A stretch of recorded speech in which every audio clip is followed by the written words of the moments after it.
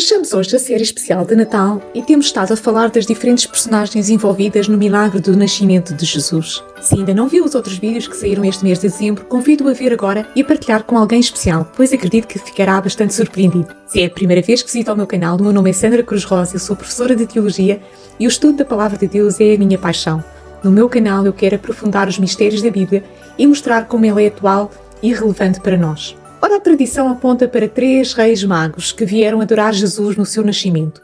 Mas deixe-me já desmistificar 2 coisas. Primeiro, eles não eram reis, mas sim sábios e estudiosos. E segundo, não sabemos qual era o número exato de pessoas que compunham a caravana. Apontou-se para 3 magos na tradição popular por causa dos 3 presentes. Mas o capítulo 2 do Evangelho de Mateus, que menciona este episódio, em nenhuma altura identifica os magos como realeza nem determina o seu número. O foco da passagem está na realeza de Jesus, como o Rei Messias, que há de reinar não somente sobre Israel, mas sobre todas as nações da terra. Deus elevou Jesus acima de tudo e lhe deu o nome que está acima de todo o nome, para que ao nome de Jesus se dobrem todos os joelhos, no céu, na terra e debaixo da terra, e para que todos proclamem para a glória de Deus Pai, Jesus Cristo é o Senhor. Os presentes que os magos trouxeram a Jesus, ouro, incenso e mirra, têm um significado bíblico profético muito importante. Vamos então explorar este evento com mais detalhe. Vamos começar por conhecer as personagens envolvidas neste episódio. Quem era Herodes? Depois da conquista romana em 37 a.C., Israel tinha sido dividida em 4 distritos políticos.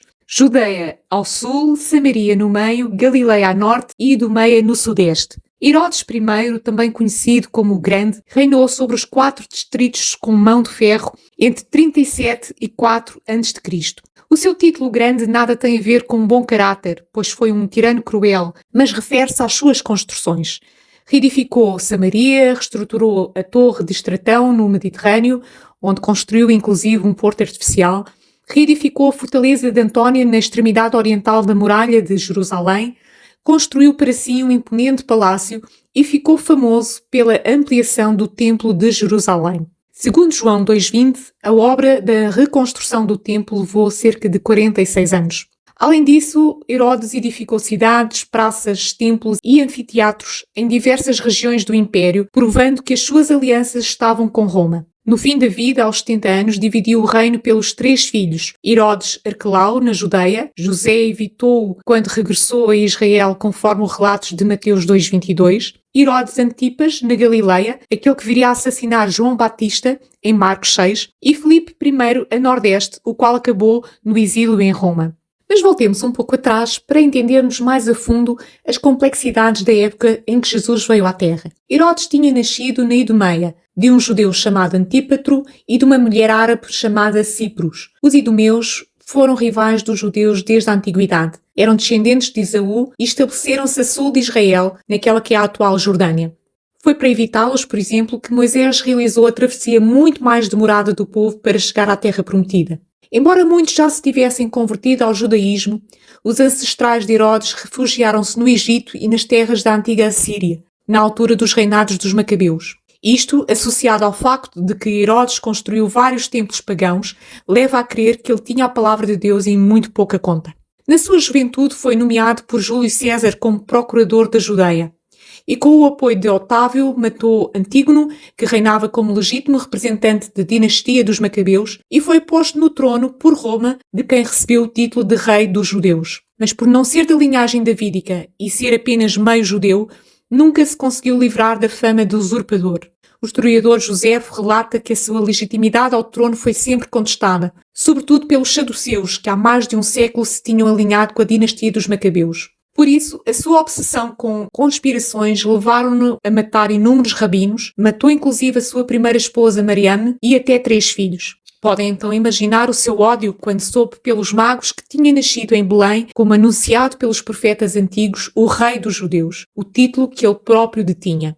E vamos ler. Jesus nasceu em Belém, na região da Judeia, no tempo do rei Herodes. Depois do seu nascimento, chegaram os sábios do Oriente a Jerusalém e perguntaram: onde está o rei dos judeus que acaba de nascer? É que nós vimos a sua estrela no Oriente e viemos adorá-lo. Quando ouviu isto, o rei Herodes ficou muito perturbado e com ele a população de Jerusalém. Mandou reunir todos os chefes dos sacerdotes, mais os doutores da lei, e perguntou-lhes onde haveria de nascer o Messias. Responderam: em Belém da Judeia, conforme o que o profeta escreveu. Tu, Belém, terra de Judá, não és de modo nenhum a menor entre as terras principais principais da Judeia, porque de ti é que há de vir um chefe que será o pastor do meu povo de Israel. Miqueias tinha profetizado 700 anos antes o lugar do nascimento do Messias eterno, com esta profecia: mas tu, Belém Efrata, embora sejas a pequena entre as clãs de Judá, de ti virá para mim aquele que será o governante sobre Israel. As suas origens estão no passado distante, em tempos antigos.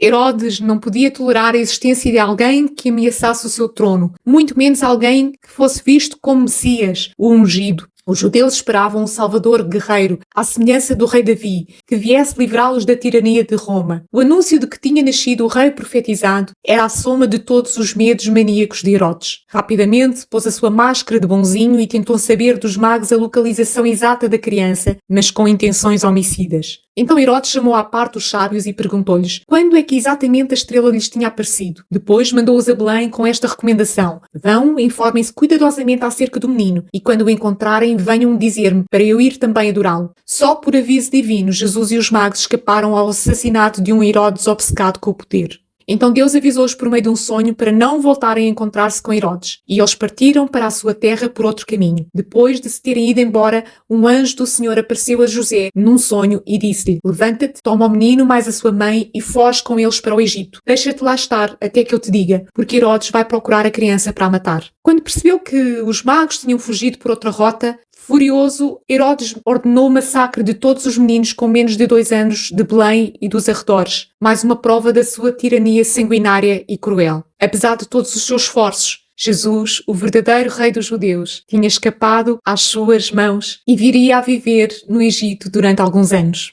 Mas quem eram então os magos? A Bíblia não especifica os seus nomes nem as suas origens étnicas. No entanto, acredita-se que eles eram estudiosos e astrónomos do Oriente, provavelmente da região da Babilónia ou da Pérsia. Não há evidências diretas de que eles sejam descendentes dos magos que serviram com o profeta Daniel, mas é possível que eles tenham sido influenciados por tradições e conhecimentos transmitidos ao longo dos séculos. Ao fim e ao cabo, Daniel esteve dezenas de anos na corte de Nabucodonosor, de Beltesazar, de Dario e influenciou tanto o Império Babilónico como o Império Medo-Persa.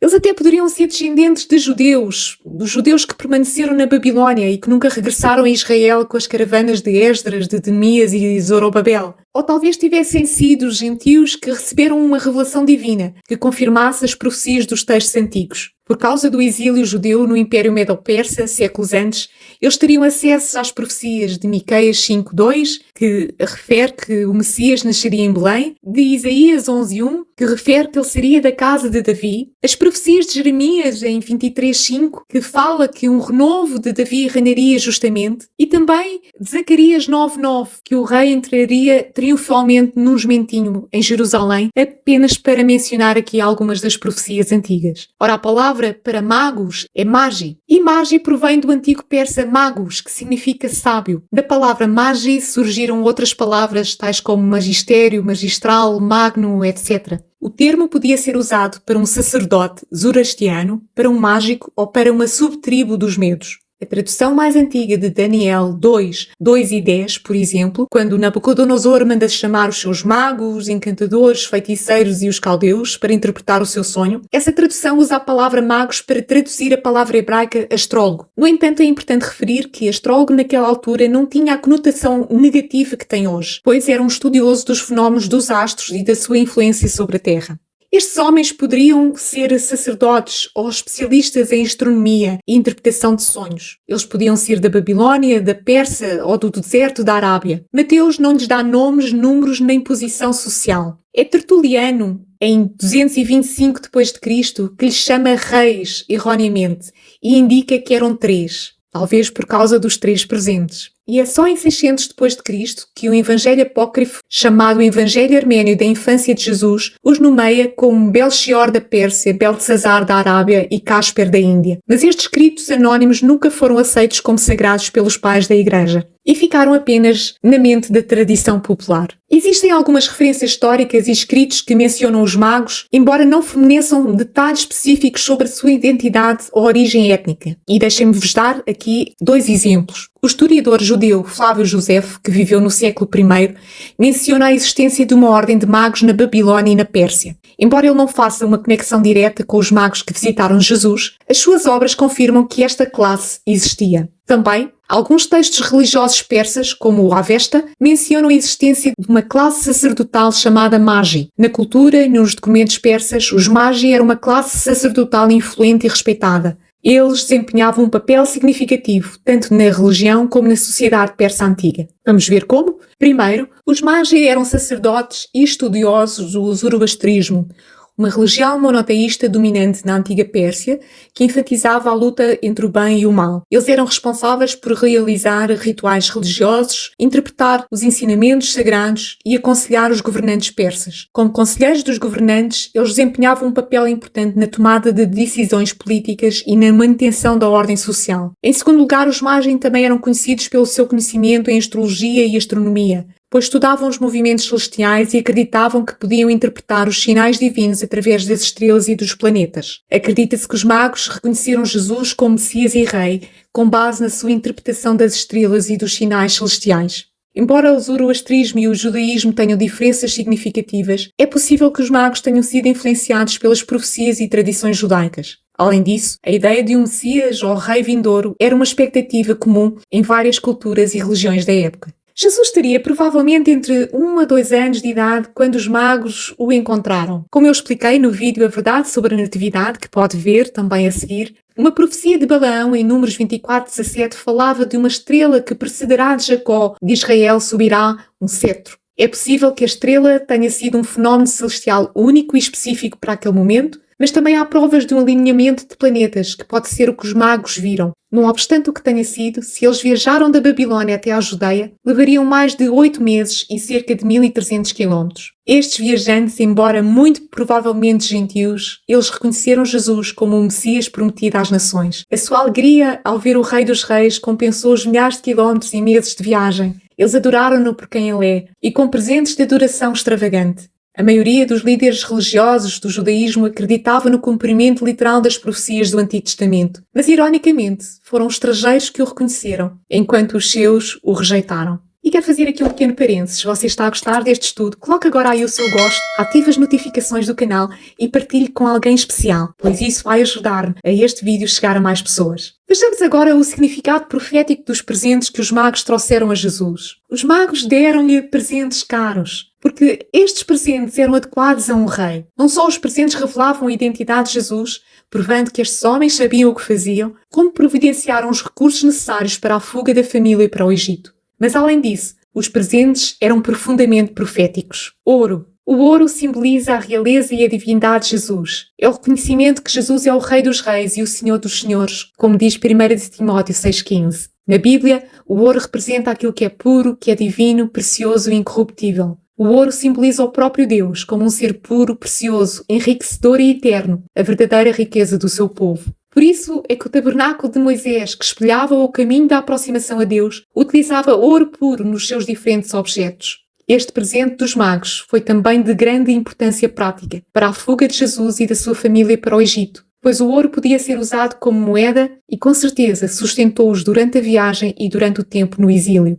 Incenso. O incenso é um símbolo de adoração e de comunhão com Deus. Revelava que Jesus veio para interceder pelos pecados da humanidade e estabelecer uma nova aliança entre Deus e os homens. O incenso apontava para o ministério de Jesus como o último e verdadeiro sumo sacerdote da ordem de Melquisedeque, aquele que entraria no Santo dos Santos para apresentar o seu sangue como sacrifícios expiatórios uma vez por todas. É pelo sangue de Jesus que nós somos salvos, somos redimidos e somos lavados. A mirra. A mirra é um elemento usado para embalsamar os corpos e simboliza a morte e o sacrifício de Cristo. Ela aponta para o principal propósito da vinda de Jesus à Terra, que era oferecer-se como um sacrifício pelos pecados da humanidade. Ali estava um presente, talvez um pouco estranho, mas ao mesmo tempo profundamente profético, porque estes homens sabiam que o Salvador, ele vinha não para reinar da forma como os homens esperavam, mas para se entregar pelos pecados da humanidade. E ao ser o Cordeiro de Deus imaculado, ele seria o sacrifício último, expiatório por todos nós. A mirra era também um presente prático, porque as suas propriedades antissépticas e curativas poderiam ser muito úteis durante a jornada e a estadia no Egito.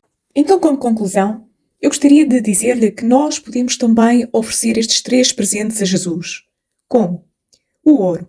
construindo a casa da nossa vida espiritual com materiais incorruptíveis, como está escrito em 1 Coríntios 13, 12 ao 13. Ouro, pratas e pedras preciosas. Ou seja, uma metáfora para vivermos a vida com os olhos postos na eternidade, fazendo as escolhas certas a cada momento, pois todas as nossas obras serão um dia escrutinadas pelo fogo quando estivermos diante do tribunal de Cristo. Incenso, oferecendo a nossa vida como um cheiro suave, em adoração ao único que é digno de receber honra e glória, o Senhor Jesus. Que nós adoremos como Davi. E podemos também oferecer mirra, uma metáfora para a morte do ego, para a morte da vanglória, para os interesses próprios, como Paulo dizia: já estou crucificado com Cristo e vivo, não mais eu, mas Cristo vive em mim. E a vida que agora vivo na carne, vivo-a na fé no Filho de Deus. Em resumo, os presentes dos magos, ouro, incenso e mirra, têm um significado profundo e simbólico, relacionado à realeza, à adoração, ao sacrifício e ao propósito redentor de Jesus na Terra. A estrela que eles seguiram foi um sinal divino, e embora não tenhamos detalhes científicos sobre esta ocorrência, é provável que tenha sido um fenómeno celestial único. Este episódio da visita dos magos ao menino Jesus confirma-nos não só a natureza divina de Cristo, mas revela que ele é o Messias e o nosso Salvador. Assim como os magos deixaram tudo para reconhecerem Deus e viajaram até à Judeia, fazendo milhares de quilómetros e meses de distância cansativa, também nós devemos reconhecer Deus e devemos reconhecer Jesus como Messias e seguir o conselho de Mateus. Mas buscai primeiro o reino de Deus e a sua justiça, e todas estas coisas vos serão acrescentadas. No final deste ano, eu espero que esta reflexão possa levá-lo a si, como a mim, a refletir em toda a obra de Cristo por nós e como nós nos devemos dedicar a Ele cada vez mais e mais. Obrigado por assistir. Se gostou do vídeo, não se esqueça de deixar o seu gosto, o seu comentário e partilhar com alguém especial. Era muito importante para mim que subscrevesse o canal e participasse dos vídeos semanais com a sua opinião. Eu desejo-lhe um ano novo repleto de paz e de esperança e encontramo-nos no próximo vídeo.